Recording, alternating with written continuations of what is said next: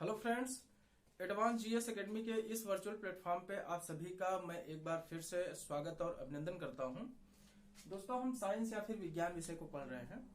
Science की पहली class में मैंने आपको बताया था कि हमारा पूरा ब्रह्मांड या फिर यूनिवर्स मैटर से मिलकर बना है और इसी मैटर का सुव्यवस्थित, सुसंगठित और क्रमबद्ध अध्ययन करना ही साइंस कहलाता है। इसके अलावा मैंने साइंस को 3 भागों में डिवाइड किया था, फिजिक्स, केमिस्ट्री और बायोलॉजी को। फिर मैंने बायोलॉजी को जियोलॉजी और बॉटनी में डिवाइड किया। जियोलॉजी के अंतर्गत हम सारे एनिमल्स को रखते हैं, जबकि बॉटनी के अंतर्गत हम सारे प्लांट्स को रखते हैं। अब हम आइए आगे देखते हैं। दोस्तों, आगे बढ़ने से पहले मैं आपको एक बात बता दूं, अगर इस प्लेटफॉर्म के माध्यम से आपको फायदा मिलता है, अगर इस क्लास से आपको कुछ भी लाभ होता है, तो प्लीज इस चैनल को सब्सक्राइब कर लीजिए और अपने दोस्तों में भी शेयर कर दीजिए, अपने रिश्तेदारों में भी शेयर कर दीजिए और वहां जरूर शेयर करिए जहां पे वास्तव में शिक्षा की आवश्यकता है। हमारा उद्देश्य केवल मात्र है कि हम पूरे भारत में उस अंतिम बच्चे तक शिक्षा को पहुंचाना चाहते हैं जहां तक शिक्षा अभी तक नहीं पहुंची है। तो आइए हम आगे शुरू करते हैं।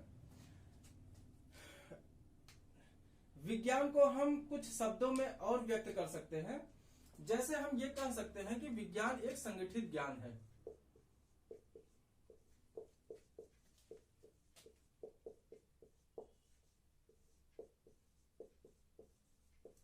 या फिर इसी को हम कह सकते हैं विज्ञान सोचने का एक तरीका है। विज्ञान सोचने का एक तरीका है। या फिर इसको हम कह सकते हैं कि हमारा जीवन जो है, हमारा जीवन विज्ञान है। जीवन विज्ञान है या फिर जीवन विज्ञान जैसा है जिसको हम जितनी बार प्रयोग करेंगे, जीवन में हम जितनी बार प्रयोग करेंगे उतनी बार हम बेहतर रिजल्ट पाएंगे। इसमें हम जितनी बार प्रयोग करेंगे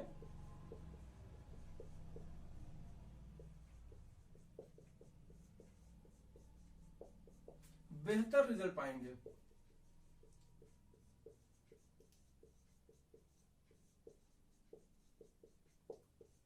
दोस्तों, इन सब कोर्स को आप नोट डाउन कर लिया करिए, क्योंकि जब आप मेंस लिखेंगे तो इसकी बहुत आवश्यकता आपको पड़ेगी। तो हमने बताया कि विज्ञान एक संगठित ज्ञान है, विज्ञान सोचने का एक तरीका है और हमारा जीवन विज्ञान जैसा है। जैसे हम विज्ञान में प्रयोग करते हैं, जितनी बार प्रयोग करते हैं उतनी बार हम उससे अच्छा रिजल्ट पाते हैं।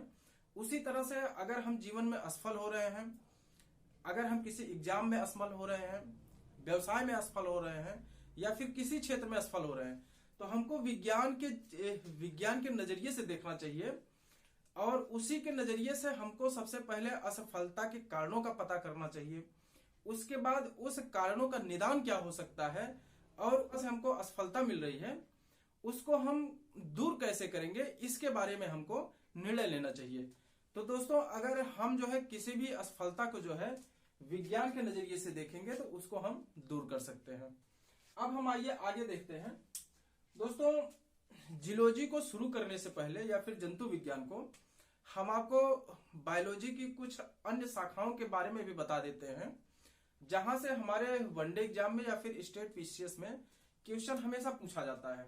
जैसे कि आपसे पूछ लिया जाता है कि एपीकल्चर के अंतर्गत हम किसका अध्ययन करते हैं, पोल्ट्री के अंतर्गत हम किसका अध्ययन करते हैं, या फिर कोशिका का अध्ययन किस शाखा के अंतर्गत किया जाता है। तो ऐसे क्वेश्चन एग्जाम्स में पूछ लिए जाते हैं।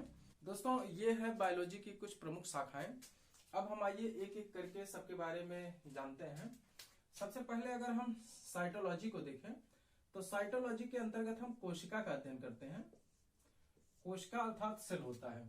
दोस्तों, सेल का जो बायोलॉजिकल नेम होता है उसको हम साइटो कहते हैं और इसी साइटो का अध्ययन करना ही साइटोलॉजी कहलाता है।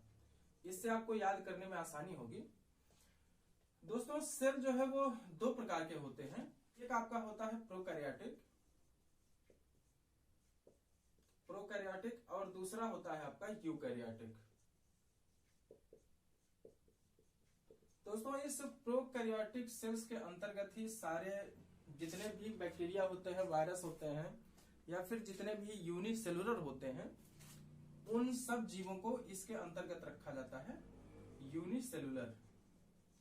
जैसे कि आपके वायरस हो गए, बैक्टीरिया हो गए, ये सब। और यूकैरियोटिक के अंतर्गत हम सब आते हैं, जैसे कि एनिमल हो गया, प्लांट्स हो गया, ये सब जो है यूकैरियोटिक के अंतर्गत आते हैं। एनिमल, ह्यूमन या फिर आपका प्लांट्स। तो ये हो गया सेल के बारे में कुछ बेसिक सी बातें। इसके आगे सेल का एक पूरा चैप्टर है जो कि हम आपको इसके आगे बताएंगे, तो इसको हम यहीं तक रहने देते हैं। इसके बाद हम आइए देखते हैं पिसीकल्चर को। दोस्तों पिसीकल्चर के अंतर्गत हम मछलियों का अध्ययन करते हैं, मछलियों का अध्ययन करते हैं। दोस्तों मछलियां जो है पूरे विश्व में दो प्रकार की पाई जाती हैं। एक को हम कहते हैं बोनी और दूसरे को हम कहते हैं कार्टिलेज। दोस्तों बचपन में आपने तालाब से मछली को जरूर पकड़ा होगा, तो जिन मछलियों में कांटा पाया जाता है उसको हम बोनी कहते हैं, कांटा अर्थात हड्डी। और जिसमें हड्डी जैसी संरचना तो पाई जाती है लेकिन वो हड्डी जैसा कड़ा नहीं होता है और मांस जैसा नरम नहीं होता है। तो जो हड्डी और मांस के बीच की अवस्था होती है उसको हम कार्टिलेज कहते हैं। मछलियों से कुछ क्वेश्चन और पूछे जाते हैं जो कि मैं आपको यहीं पे बता देना चाहूंगा। जैसे कि आपसे कभी कभी क्वेश्चन पूछ लिया जाता है कि इनमें से वास्तविक मछली है, वास्तविक मछली है, जिसमें कि अगर मैं ऑप्शन आपको दूं, एक मान लीजिए आपका तारा फिश, दूसरा अगर मैं कहूं आपको घोड़ा मछली, तीसरा जो है वेल और चौथा जो है जेलीफिश।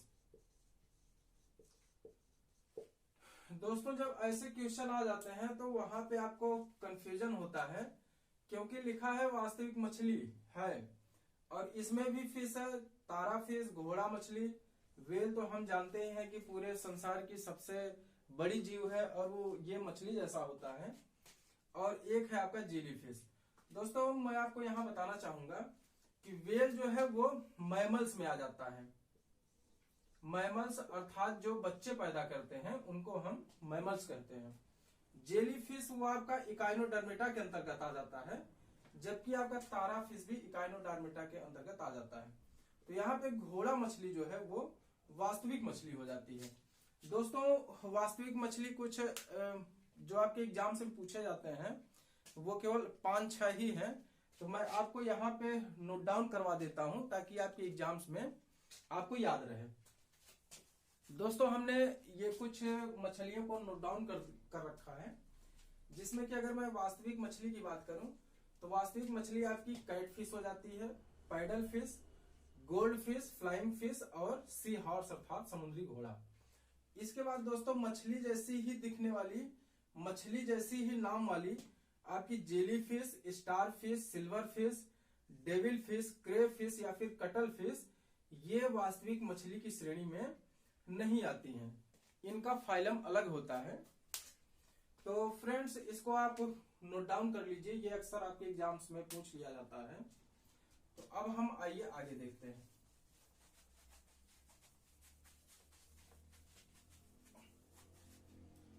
इसके बाद हम अगर एपीकल्चर की बात करें तो एपीकल्चर के अंतर्गत हम मधुमक्खी का अध्ययन करते हैं, मधुमक्खी का अध्ययन करते हैं। दोस्तों मधुमक्खियां जो होती हैं, मधुमक्खी का छत्ता आप सभी ने देखा होगा कि इस तरह से मधुमक्खियों का छत्ता होता है। ये जैसे कि हमारे प्लांट सेल होते हैं, कुछ ऐसी ही संरचना मधुमक्खी के छत्ते की होती है। इस छत्ते को हम कहते हैं कॉलोनी। और दोस्तों इस कॉलोनी में आपको जान के आश्चर्य होगा कि इसमें 3 प्रकार की मधुमक्खियां पाई जाती हैं। एक को हम कहते हैं नर, दूसरा होता है श्रमिक और तीसरा होता है आपका क्वीन अर्थात रानी। क्वीन अर्थात रानी।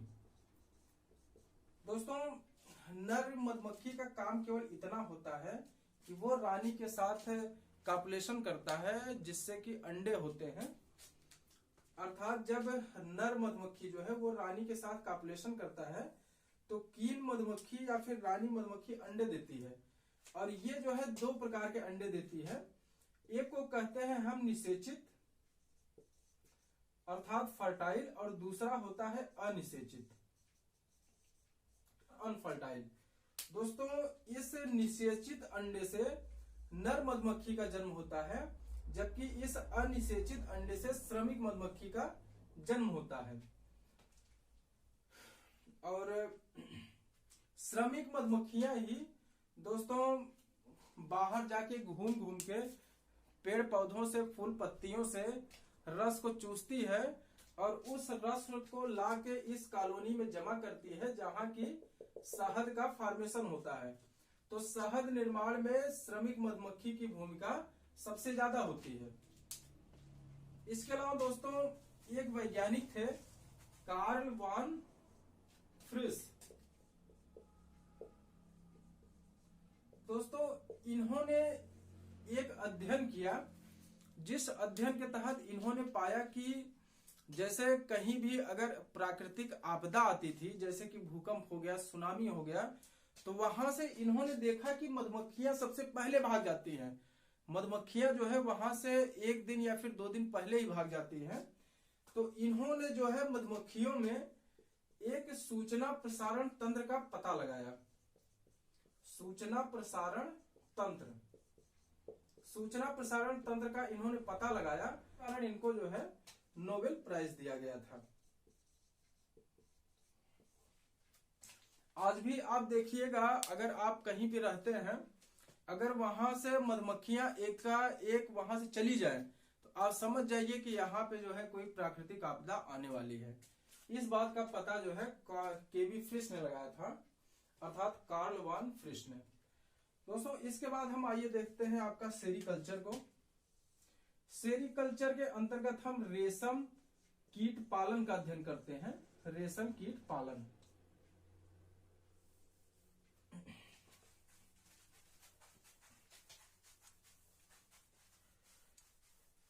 दोस्तों जो रेशम के कीट होते हैं, रेशम के कीट को हम शहतूत के पौधे में हम इसका पालन करते हैं, और जो हमको रेशा प्राप्त होता है व्यवसायिक तौर पे, उसको हम इस कीट के प्यूपा अवस्था से प्राप्त करते हैं। प्यूपा अवस्था से रेशम को हम प्राप्त करते हैं रेशम कीट से। इसके अलावा एक क्वेश्चन और आ जाता है फ्रेंड्स कि रेशम जो है वो प्रोटीन नेचर का होता है, अर्थात ये प्रोटीन होता है। आपके क्वेश्चन में ये पूछ लिया जाता है क्वेश्चन की रेशम है प्रोटीन, विटामिन, फैट या फिर इनमें से कोई नहीं, तो आपको याद रखना है कि रेशम जो है वो प्रोटीन नेचर का होता है। इसके बाद हम आइए देखते हैं पोल्ट्री को। पोल्ट्री के अंतर्गत दोस्तों हम मुर्गी पालन का अध्ययन करते हैं। मुर्गी पालन के अध्ययन को हम पोल्ट्री कहते हैं। फ्रेंड्स मुर्गियों से हमें जो है इंसानों को 2 बीमारी होती है, एक होता है बर्ड फ्लू और एक होता है रानीखेत। यहां से क्वेश्चन आपका यह पूछा जाता है कि बर्ड फ्लू जो है वो किस वायरस के कारण होता है, तो एक H5N1 नाम का वायरस होता है जिसके कारण की बर्ड फ्लू रोग होता है, और इसका वाहक जो है वो मुर्गी होता है। इसके बाद आइए हम देखते हैं पिगरी के अंतर्गत दोस्तों हम सुअर पालन का अध्ययन करते हैं। सुअर पालन, और सुअर पालन से हमको स्वाइन फ्लू नामक बीमारी होती है, स्वाइन फ्लू, और इसका जो वायरस होता है उसको हम H1 और N1 के नाम से जानते हैं। याद रखिएगा दोस्तों, जो बर्ड फ्लू होता है वो H5N1 होता है और स्वाइन फ्लू वो H1N1 होता है। इसके बाद हम आइए देखते हैं ऑफनोलॉजी को। ऑफनोलॉजी के अंतर्गत हम सर्पों का अध्ययन करते हैं, अध्ययन करते हैं, और इसी ऑफनोलॉजी को हम सर्पेंटोलॉजी भी कहते हैं। सर्पेंटोलॉजी। संसार में दो प्रकार के सर्प पाए जाते हैं। एक को हम पॉइजनस की श्रेणी में रखते हैं और दूसरे को हम नॉन पॉइजनस की श्रेणी में रखते हैं। पॉइजनस में भी दो प्रकार होते हैं, एक को हम न्यूरोटॉक्सिक कहते हैं और एक को हम हीमोटॉक्सिक कहते हैं। हीमोटॉक्सिक जो सांप होते हैं वो उनका ब्लड जो है, उनका विष जो है, उन सर्पों का विष हमारे ब्लड में मिलता है और ब्लड के जरिए जो है हमारा शरीर इन्फेक्टेड होता है। जबकि जो न्यूरोटॉक्सिक होते हैं वो डायरेक्ट जो है नर्वस सिस्टम को अटैक करता है, इसलिए जो न्यूरोटॉक्सिक सर्प होते हैं वो ज्यादा घातक होते हैं। दोस्तों आइए हम देखते हैं, सर्पों को हम पॉइजनस या फिर नॉन पॉइजनस की श्रेणी में रखेंगे। पॉइजनस में आपका आ जाता है, एक आपका हाइड्रोफिश होता है, हाइड्रोफिश। दोस्तों ये हाइड्रोफिश जो है वो समुद्र का सबसे विषैला सांप होता है। समुद्र का मतलब पानी का सबसे विषैला सांप जो है वो आपका हाइड्रोफिश होता है। इसके बाद हम बात करें करैत। करैत भी विषैला होता है। भारत में कोबरा पाया जाता है। एक होता है नागराज और एक होता है वाइपर। दोस्तों ये जो नागराज होता है ये अपना घोंसला बनाता है, ये अपने घोंसले का निर्माण करता है और ये भारत में सबसे विषैला सांप जो है वो कोबरा को माना गया है भारत में। इसके बाद अगर हम नॉन पॉइजनस की बात करें तो दोस्तों इसके अंतर्गत अजगर आ जाता है और एनाकोंडा आ जाता है। आपने एनाकोंडा मूवी देखी होगी, वो कई पार्टों में है, 1 2 3 4। तो उसमें आपने देखा होगा कि एनाकोंडा इतना विशाल होता है कि वो आदमी को निगल जाता है। तो दोस्तों पूरे विश्व का जो सबसे बड़ा सांप होता है वो आपका एनाकोंडा होता है और सबसे भारी सांप जो होता है वो अजगर होता है और ये दोनों जो है विषैले नहीं होते हैं। ये हो गया आपका ऑर्फिनोलॉजी। दोस्तों एक बात और जो है, जब भी सांप हमको काटता है तो सांप जब काटता है तो वो शरीर में वीनम नाम का प्रोटीन छोड़ता है। वीनम प्रोटीन जो है वो हमारे शरीर में सांप छोड़ देता है जो कि जहरीला होता है और इसी वीनम के प्रभाव को कम करने के लिए जब हम हॉस्पिटल में जाते हैं तो वहां हमको डॉक्टर इंजेक्शन लगाता है। उस इंजेक्शन में जो है वो एंटी वीनम प्रोटीन होता है। एंटी वीनम प्रोटीन जो है इस इंजेक्शन में होता है। दोस्तों ये रही कुछ सर्पेंटोलॉजी के बारे में सामान्य सी बातें। अब हम आइए देखते हैं ऑर्निथोलॉजी को। दोस्तों ऑर्निथोलॉजी के अंतर्गत हम पक्षियों का अध्ययन करते हैं। अगर मैं आपसे बात करूं, पूरे विश्व में 2 प्रकार के पक्षी पाए जाते हैं। एक होता है फ्लाइटेड अर्थात जो उड़ने वाले होते हैं और एक होते हैं नॉन फ्लाइटेड अर्थात जो उड़ नहीं सकते हैं, जो जमीन पर रहते हैं। दोस्तों अगर मैं फ्लाइटेड की बात करूं, उड़ने वाले पक्षियों में एक हमिंग बर्ड होता है। हमिंग बर्ड ये संसार की सबसे छोटी चिड़िया है और ये एकमात्र ऐसा पक्षी है जो कि मतलब उल्टा उड़ सकता है। जैसे आपने पक्षियों को देखा होगा वो जो है ऐसे उड़ते हैं, लेकिन हमिंग बर्ड जो है वो ऐसे उड़ सकता है, मतलब वो उल्टी उड़ान भर सकता है आपका हमिंग बर्ड। इसके बाद एक है अमेरिका की गोल्डन फ्लेवर। गोल्डन फ्लेवर पक्षी दोस्तों ये एक देशांतरित पक्षी है। देशांतरित पक्षी उसे कहते हैं जो कि एक देश को छोड़ के दूसरे देश तक उड़ सकती है और ये एक बार में 3000 किलोमीटर से लेके 8000 किलोमीटर तक की उड़ान जो है ये एक बार में कर सकती है आपकी गोल्डन फ्लेवर। दोस्तों अगर मैं नॉन फ्लाइटेड की बात करूं जो जमीन पर रहते हैं तो उसमें है एक आपका कीवी। यहां से आपका एग्जाम में पूछा जाता है। ये कीवी आपकी न्यूजीलैंड की राष्ट्रीय पक्षी है। और एक है आपका पेंगुइन और एक है कैसोवरी। दोस्तों कैसोवरी एक ऐसा पक्षी है जिसके पंख जो है वो चाकू के समान नुकीले होते हैं। अगर वो आपके आसपास कहीं दिख जाए तो वो आपको घायल भी कर सकती है। तो ये हो गया कुछ ऑर्निथोलॉजी के बारे में बेसिक सी बातें। ऑर्निथोलॉजी के अंतर्गत हम ऊतक का अध्ययन करते हैं। ऊतक अर्थात जिसको हम टिश्यू कहते हैं, टिश्यू समान कार्य करने वाले कोशिकाओं के समूह को हम ऊतक कहते हैं। जैसे कि अगर हम अपने हार्ट की बात करें, हार्ट, तो ये हार्ट जो है वो एक प्रकार के सेल से मिलकर बना है। हमारा जो हाथ है वो एक प्रकार के सेल से मिलकर बना है। हमारी जो आंखें हैं वो अलग प्रकार के सेल से मिलकर बनी है। तो इन सब में अलग अलग टिश्यू पाए जाते हैं। टिश्यू का अगर मैं एक लाइन में कहूं तो कोशिकाओं का समूह जो है वो आपका ऊतक कहलाता है, कोशिकाओं का समूह। इसके बाद अगर मैं फिजियोलॉजी की बात करूं तो दोस्तों फिजियोलॉजी के अंतर्गत हम जैविक क्रियाओं का अध्ययन करते हैं। हमारे शरीर में जो जैविक क्रिया होती है,